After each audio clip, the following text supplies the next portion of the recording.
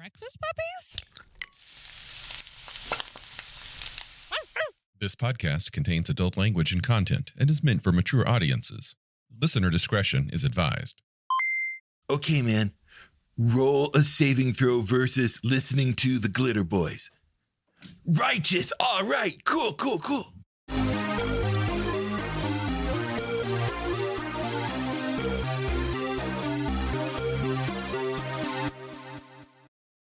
Today we're talking about skills. Again. Skills. How you use them, how you arbitrate their success, failure, or degree thereof. This podcast is primarily about Palladium games, which one of its big differentiators since its early days has been being chock full of skills compared to the games that were around at the time, with some notable exceptions. A shitload of skills. A metric shitload of skills. And we're going to add skills every book we release almost, which may or may not invalidate other skills that other books. And then we're going to release a book that will have all of the skills to that point mostly in them, with mostly the same percentages, perhaps. I was about to say something like, love them or hate them there. And then I realized, no, you're playing Palladium. You love them. Yeah. Because if you hate them, you've probably given up and you're playing a different game. Right. Yeah. I love to look at the Palladium system in general. And I go, you know what? I want to learn how to make radioactive solar cells in space. I bet you there's there's the skill. Okay, cool. Can I be a botanist who works undersea labs with, there's the skill for that. And it can become overwhelming, like really quickly. And one of the things, though, I think is a trap is that when a GM or a player or a group goes, well, if you don't have the exact specific skill to do something, you cannot even try it. Yeah. And there are lots of ways to go around that. And there's enough overlap in the vast majority of the big skills that I'll tend to look at it. If you have one of the general skills, you have weapons engineering. Mm-hmm. Okay. It's a great skill. It's actually not easy to get. And you want to work on power armor. I'm totally going to let you use that as a cross skill. Rules as written, that may not be how you should do it, but okay, well, right. But the Palladium skill system is vast, encompasses many paragraphs of description. Yep. And the amount of paragraphs and words dedicated to the description of a skill, there's no standard to it. Sometimes a skill might get a sentence. Other times it might get 5 pages. It depends on what the skill is and how useful it is, and whether or not they decide to bake all of the mechanics for an entire game system right in this one skill. Mm-hmm. It's weird. My personal recommendation is to ignore the skill descriptions entirely and just go with a skill does what you think it does approach. I find it so much easier. It leads to a lot more creative situations, just like you described, Buckley, of taking a skill that probably wasn't meant to be used in that way, but if you look at the words written on your character sheet, it makes sense. Absolutely. The one thing, I don't think it was in the Butts edition. One of the things that really helped me when I was thinking about how skills are in Palladium is somewhere there's a table, and it actually gave some percentage penalties and bonuses for when you're trying to use a skill. And there are some of those scattered throughout the books. Mm-hmm. And I know it's in Ultimate Edition, and it might be in Game Master Guide, but I don't think it's in the original Rift main book. I've seen them, and unfortunately, there's a lot more penalties than there are bonuses. There are a lot more penalties, absolutely. But that opened my eyes when I started thinking about skills and how they should be handled. And it's like, oh, if you have a full toolkit in a garage and you're working on something, and someone's helping you, and no one's holding a gun to your head. It's not mission critical. You have to do in the 15 seconds of the round.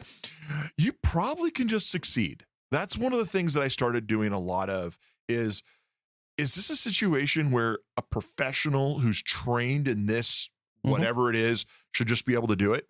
Yeah, absolutely. Okay. Well, do I need to roll? No, you don't need to roll. But I only have a 30%. Yeah, but you have all the time in the world to accomplish this. You have all the materials. You have everything. Now, you have a gun to your head, or your group's being shot at, and you're working on the panel, and your name's R2 something, and you're trying to open the blast door. That's when you roll. That's when you roll, Yep. right? That's when you roll. And you're like, oh, crap. You just rolled a 99 or 100. Yep, you may have just added the extra security door, right? You know, like, or you go shooting across the hallway because you just got electrocuted. Exactly, you know. And you can even do mitigations with that. But if you kind of take them as an open thing and you ignore the fact that there's 40 different versions of how you work on an engine, right? Like every other skill. I have gone down rabbit holes before where it's like, oh, you want to work on robot armor. Well, you need the robot armor repair. You need weapons engineering. You need electrical engineering. You need all these 5 skills or 6 skills, and you have to make them all succeed or else it breaks. Why? You know, like, no, that gets a little crazy. Yeah. So I remember, I forget what game it was where I was first introduced to this concept, but it was... I want to say it might have been Burning Wheel, but it could have been something else. But the idea was linked skills. Shadowrun.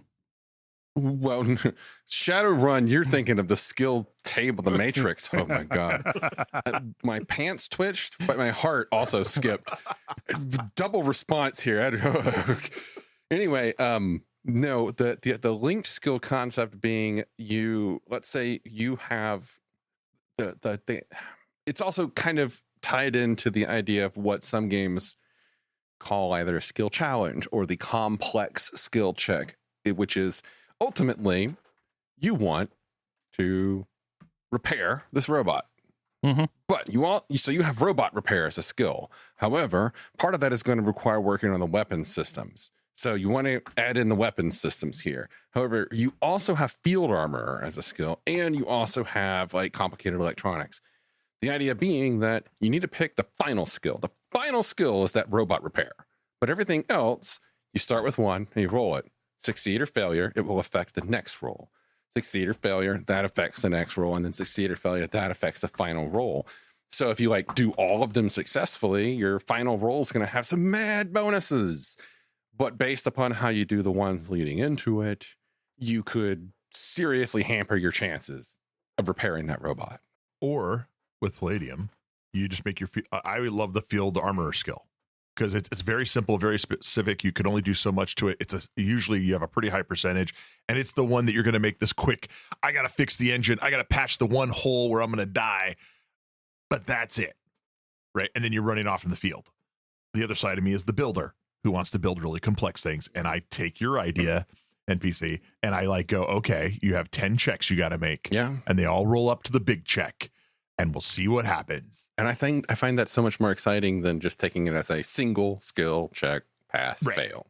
And it helps breed into this other idea that a failure and a success aren't always a failure and a success. Right? Yes. It makes it a more interesting conversation.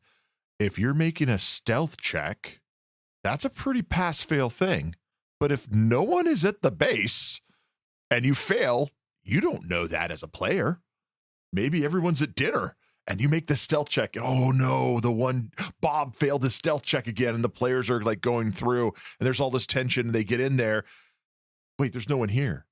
What happened? And now it's a different thing because 3 out of the 4 players made their stealth check. The one dude didn't make a stealth check. You don't think the other 3 players are going to notice that he's clumping around in Glitterbois armor and going to tell him to stop it? He accidentally knocked over that pile of paint cans that was standing right next to the door. And yet the place was empty, so nobody cared. Right, exactly. Like, so there's some stress that you're going to, bad things are going to happen, but maybe not. Now you roll a double one, roll the 99 or 100. Yeah. Everyone hears you from a 10-mile radius. They're all coming, right? Multiple players fail. I like to look at things in a dramatic kind of like a group trying to succeed sort of thing and not trying to penalize the players. But sometimes I'll look at a situation. You can't succeed at this, but give me a chance. Okay.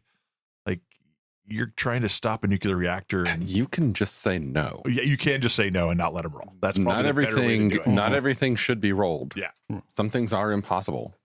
Just because somebody's really, really, really good at persuasion, they're probably not going to charm their way into the Oval Office unless they have some leverage to get them through each checkpoint. Leverage is important in any situation. If you don't have the right leverage, you're probably not going to do certain things. There's just no chance. One of the big advantages of especially Rifts, but also many of the more complex beyond Palladium fantasy skill systems, is that there is that crossover where skills are fundamentally related and cover the same general broad areas, but they have specific emphases. This is a positive because, first of all, it allows for character differentiation. Yeah. It also allows for a game master at the table to let the person who took power systems engineering, I know I'm giving it the wrong name, but it's power generation and that sort of thing, related systems. That person can tell you far more about what's going on with this power plant, whereas the person with mechanical or electrical engineering can probably scram a reactor before it blows up, but they're not going to be able to tell you how it's load balancing the system to the local population.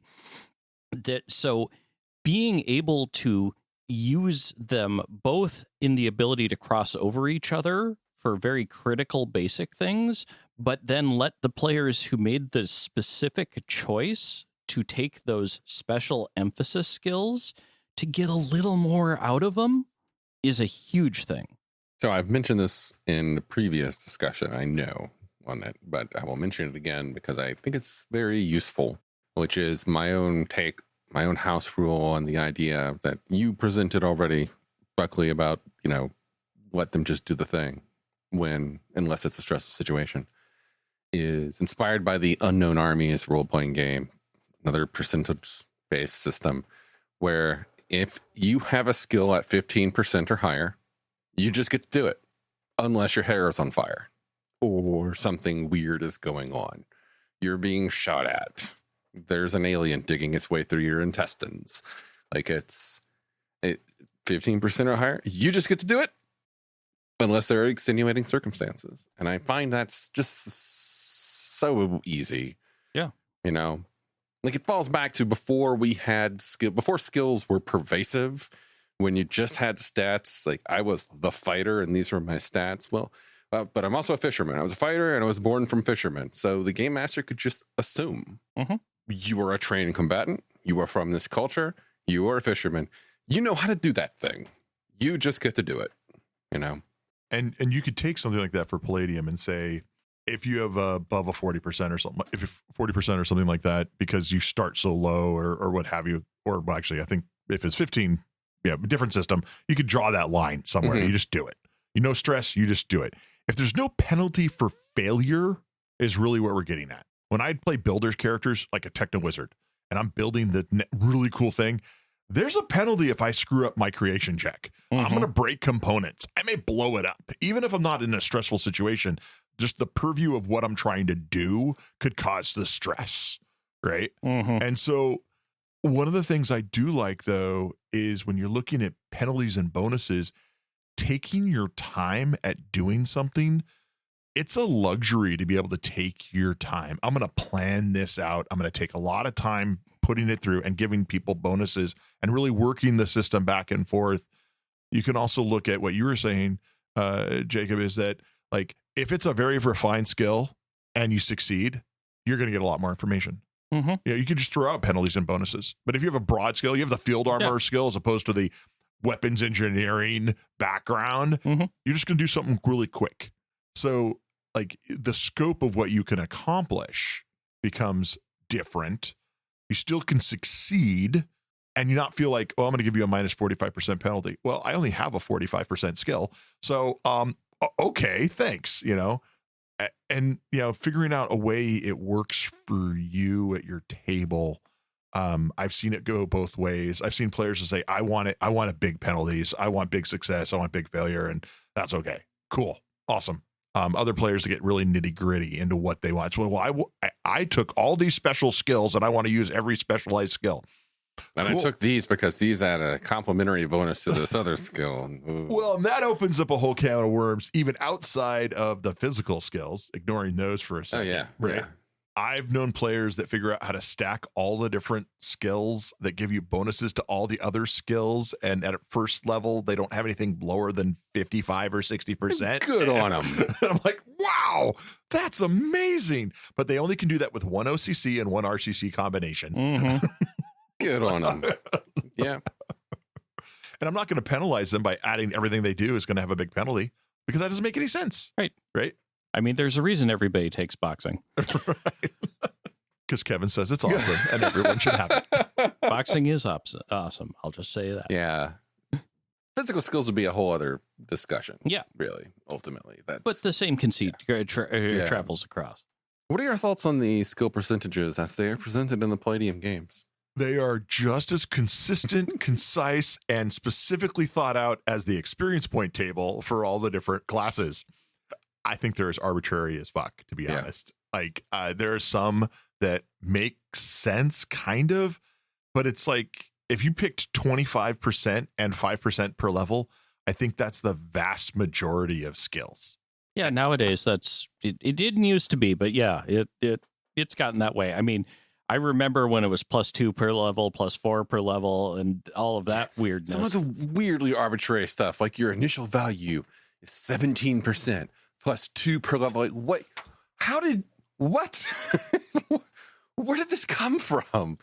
That is something I really did like about Valley of the Pharaohs. Now, the Valley of the Pharaohs took an interesting approach to each skill having its own weirdly complicated way of calculating its initial value. Let's just say that making a spreadsheet that did that was an experience. But yeah, but they're all derived from your stats, and I love that. I will say, though, probably one of my biggest bugaboos in the skill system completely were the ones that had the multiple embedded ones. Mm-hmm. Gymnastics, acrobatics are the two worst. But there are a lot of others that have like demolitions and demolitions disposal. It's the same skill, but they have different percentages. And you're like, why? Oh, that makes sense. Yeah. Right. And they have different percentages and different things. But or the ones that have multiple skill tracks. That's like the first value is for this, the second value is for this, but the third value is for this. Yeah. Like, what? Just give me a single skill value. Give me a penalty or modifier in certain situations. But yeah, having had to code some of that in different things, it just makes it a bloody nightmare. Yeah, I chose to ignore them. And you just have one skill. Yep.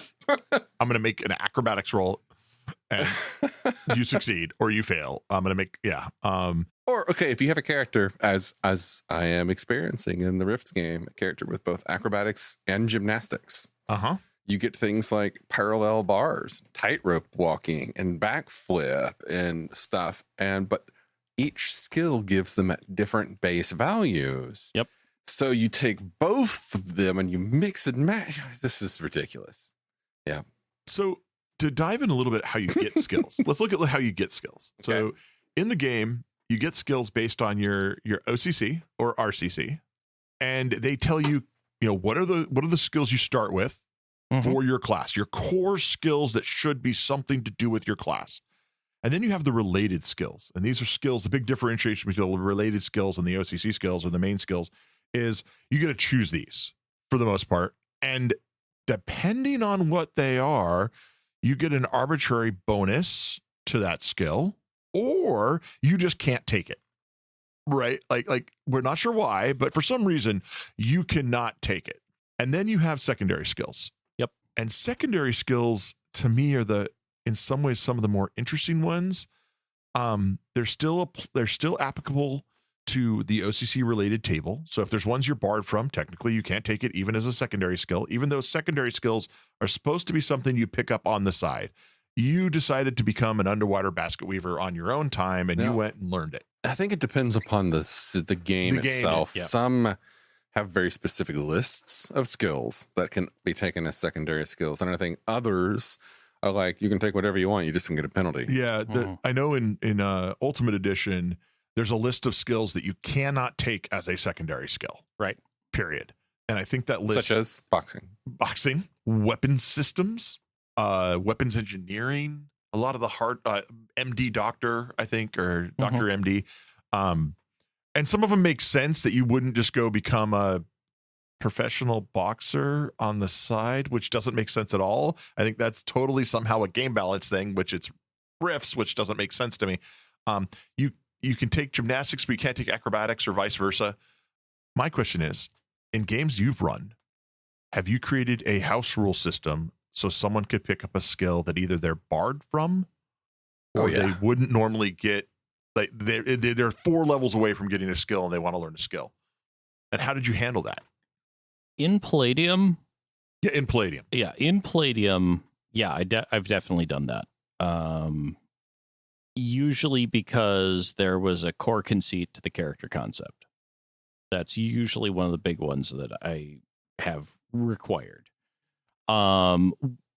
Picking it up in between your level break, progression break has happened less frequently, but it's usually because of extraordinary circumstances, by and large. I haven't seen much call to do it outside of that. Have you handled it? Well, okay. With character creation, I don't do skill restrictions. Oh, really? No, at all? I don't like them. Okay. I think you should have the freedom to come up with a character background that might not fit what's written on the sheet in front of the book. You know, like I think a vagabond is a prime example. I don't think a vagabond should have any skill restrictions whatsoever, because I think any path of life could have led you to that point. You know, and it happens in movies and stories all the time where the weird ass drifter, by the way, it turns out he's a retired general or something. So having those weird things happen, I just don't like having those restrictions on it for character creation.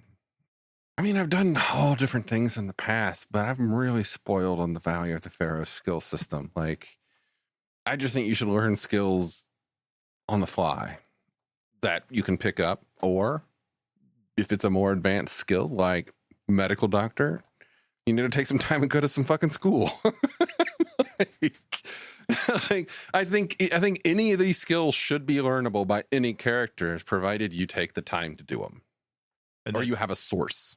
That becomes a whole other conversation about downtime and how you learn stuff, which is not something that's really addressed in Palladium at all. No, in fact, most level-based level-based role-playing systems don't. Yeah, skill-based progression systems almost always do. They shoehorned it into even third ed, but it's really that's level-based. No, I think it was Pathfinder. I think Pathfinder does some downtime stuff. But anyway, I seem to remember like maybe it was AD&D second edition or the Rule Cyclopedia or something had like rules on training Both skills.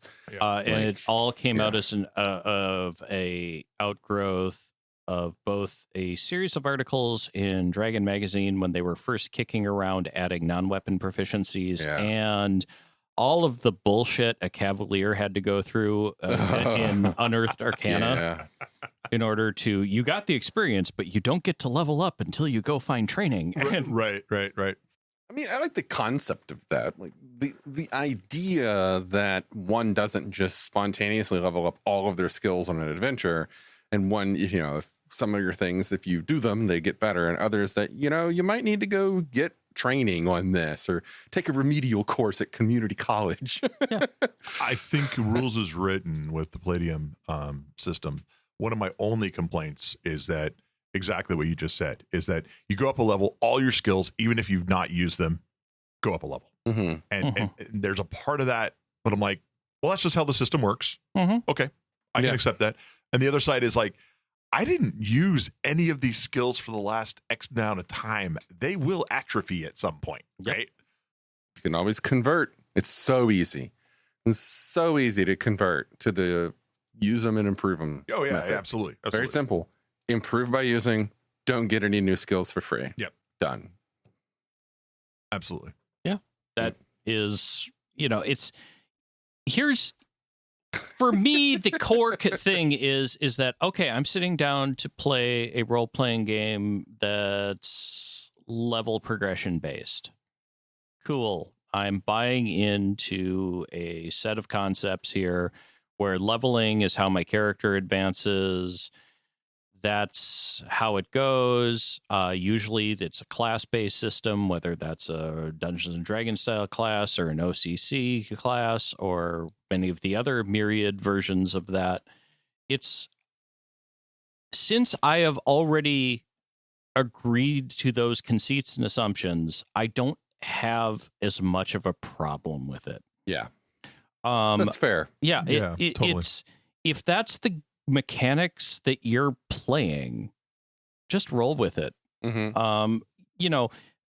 Be aware, like the person who was in one of my Palladium fantasy games who had a very near-death experience that wiped out half the party. They made a very wrong choice. And I had warned them that they were making a very wrong choice. Did they make a spot check? Oh, no. Well, yes, actually, they made a spot check. They passed the spot check, and then they did the dumb thing that the spot check told them not to do anyway. When you're third level, maybe don't fight a demon lord.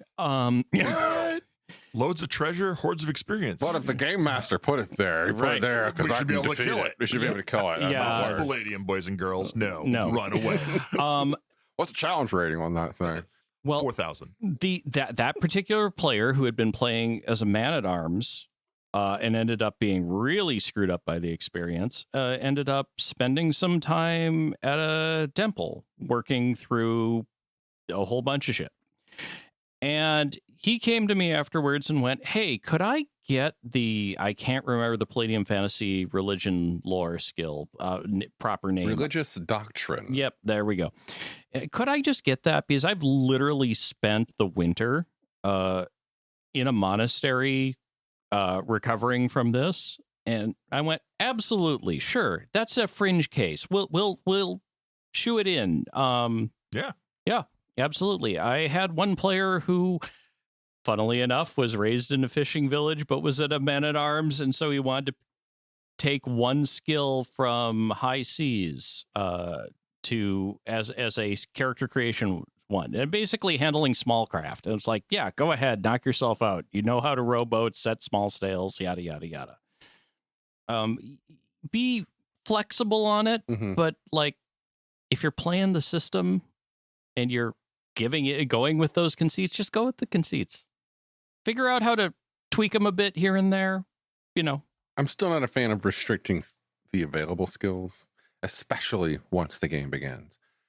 My belief is that your character creation is your life up to this point, regardless of whether or not I ignore those. But once the game begins, all fucking bets are off.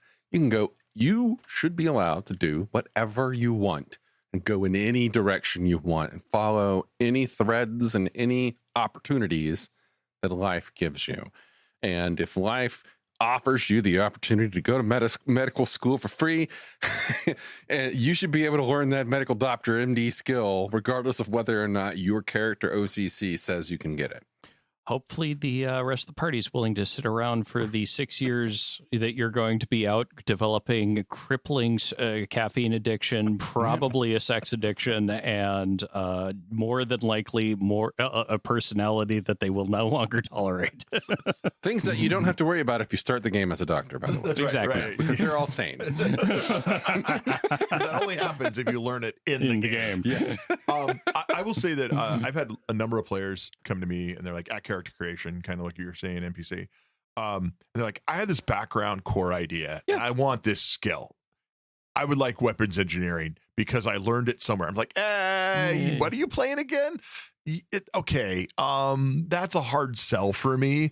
I don't know if you can come up with a plausible reason. Sure. That doesn't just sound like min-maxing. That's the part. That's the key. Yeah. Like if it's a discrete skill that's pretty unlikely to come up and play, go nuts. If it's one that's really applicable to what's going to be going on in the game, I get a little more interesting about how you're going to justify that.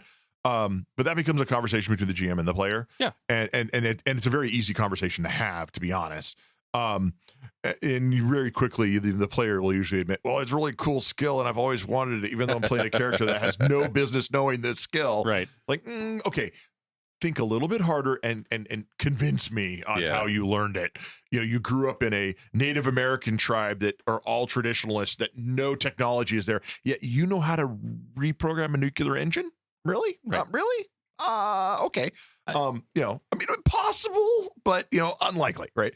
My dad was a nuclear engineer, and I remember he read that book to me many times for bed. And in fact, he just read that one chapter over and over again. I don't know. Maybe it was the only one he could read, but it's the only one I know. I know how to turn that shit off. Right. Okay. But that comes back to you may have other skills that could do the same thing in the clinch pin situation, right? But that's kind of figuring out what skills you want as your character can be really like. I don't know if I'd go as far as you say with no restrictions, but that's an interesting idea. I might play with that sometime.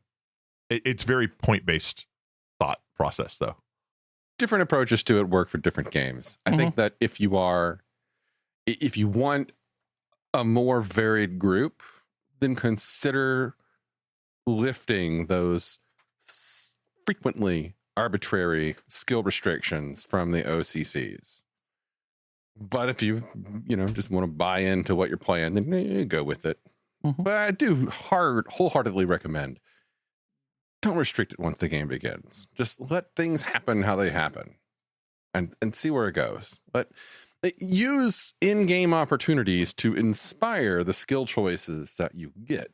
Like in the Rifts game that we're playing right now, Mr. Cat got a skill when he leveled up, and I was like, the only thing I can think of that makes sense is I learned a little bit of Spanish by my psychically melding with that Spanish ghost person. So, okay, cool. I picked up a little bit of that. So that explains it, because oftentimes the whole spontaneously acquiring skills thing, it feels a little weird. And I like to find a way I personally, as a player, like to explain how I got the thing and find a way to hook it into things that have happened in the game. That's not always going to be the most advantageous choice for my career progression, and it might not give me the most cool points, but I don't know, it fits. It fits the flow of the story. Yeah, I would agree. After the game has started, it's real easy to find story ideas and how these things will play and how you'll pick up new and interesting skills. Yeah. I'm a little more hard-lined on character creation than you, I think. But after the game has started, yeah. There's even a couple of the books, and I'm trying to remember which one it was, where the players end up in a new organization and they all go through some training and they do a training montage, right? And they pick up some new skills.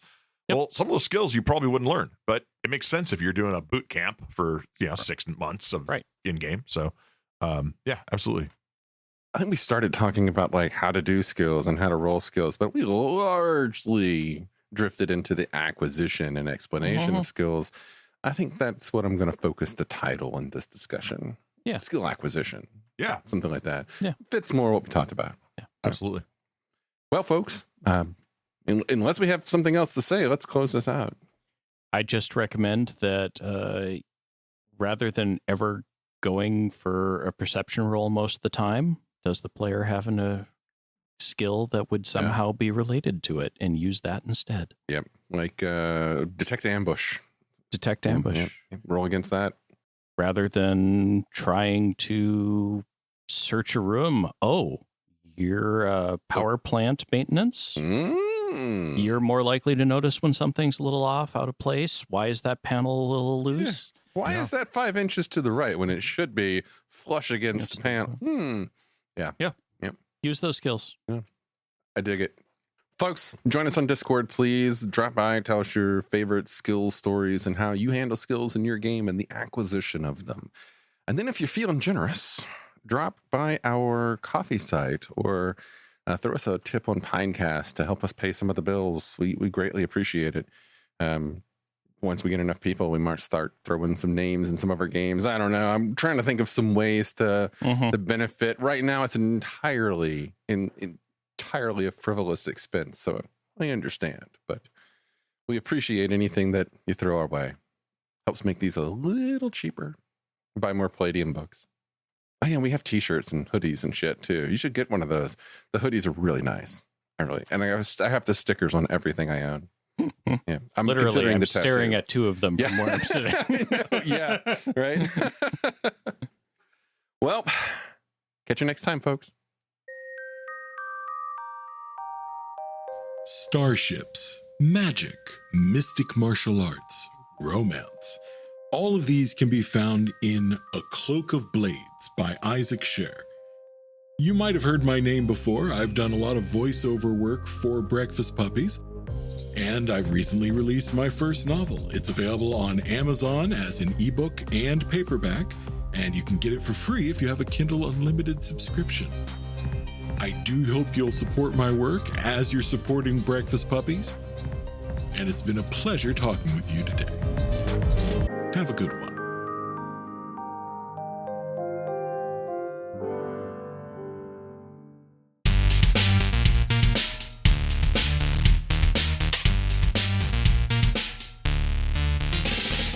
You've been listening to The Glitterbois, a Palladium Books fan podcast.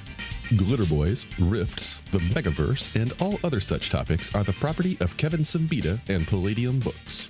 Please buy all their stuff and help keep them in print and making more games. You can order directly at palladiumbooks.com, and their entire catalog is available digitally at Drive-Thru RPG as well.